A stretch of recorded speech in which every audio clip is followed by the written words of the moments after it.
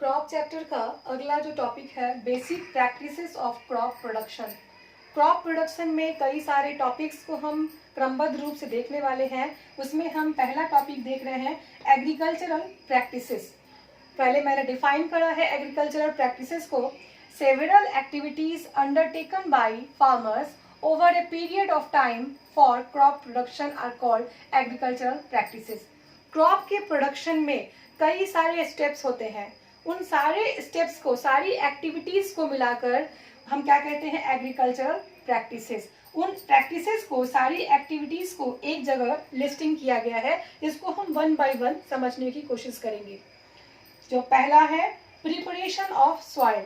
अगर हम कृषि करने जा रहे हैं, एग्रीकल्चर करने जा रहे हैं, क्रॉप का प्रोडक्शन करने जा रहे हैं, सबसे पहले हमें ज़रूरत पड़ेगी अपने खेत को, अपने फील्ड को तैयार करने के लिए। और फील्ड में जिसमें आप बीज को लगाते हैं उस मिट्टी को बराबर करना है, तैयार करना है। एक बहुत ही अच्छा टॉपिक है प्रिपरेशन ऑफ सॉइल, जो आगे चलकर अच्छे से एक्सप्लेन किया जाएगा। अभी सिर्फ लिस्टिंग की चर्चा हो रही है कि एग्रीकल्चरल प्रैक्टिसेस में किन किन टॉपिक को आपको समझना है। फर्स्ट, प्रिपरेशन ऑफ सॉइल, मिट्टी की तैयारी कृषि के लिए, क्रॉप के प्रोडक्शन के लिए। सेकंड, सोइंग, बीज को बोना। अब आप देखेंगे इस टॉपिक में जब एक्सप्लेन होगा कि सीड का सिलेक्शन किस तरह से होता है और सीड को किस तरह से मिट्टी में एक निश्चित दूरी पर लगाया जाता है, कई सारे इक्विपमेंट्स उसमें होते हैं। ये सारे टॉपिक हम कवर करेंगे सोइंग में।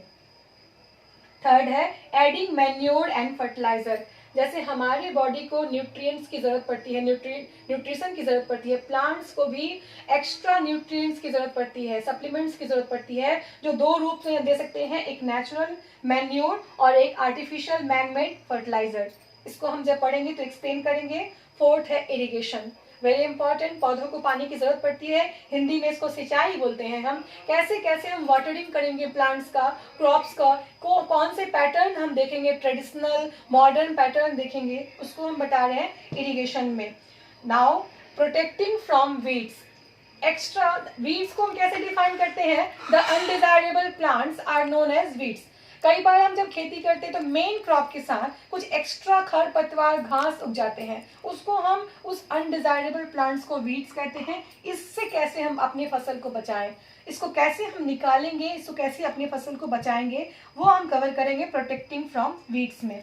हार्वेस्टिंग, फसल आपका तैयार हो गया, फसल को अब पककर जब तैयार होता है उसकी कटाई करते हैं, इसको कहते हैं हार्वेस्टिंग। नाउ स्टोरेज, आपने कितना भी अच्छा फसल को उपजाया है, कितनी भी अच्छी उसकी कृषि की है, जब तक जो कटा हुआ अनाज है उसको हम सही तरीके से भंडारण नहीं करेंगे, वो सारा कुछ प्रैक्टिस हमारा बेकार है। कितनी भी फसल अच्छे से हो, अगर हम उसको सही तरीके से स्टोर करते हैं तो पूरे ईयर हम उसका इस्तेमाल कर सकते हैं, साल 2 साल इस्तेमाल कर सकते हैं। जो बहुत इंपॉर्टेंट चीज़ है वो लास्ट में हम देखेंगे, स्टोरेज। Thank you.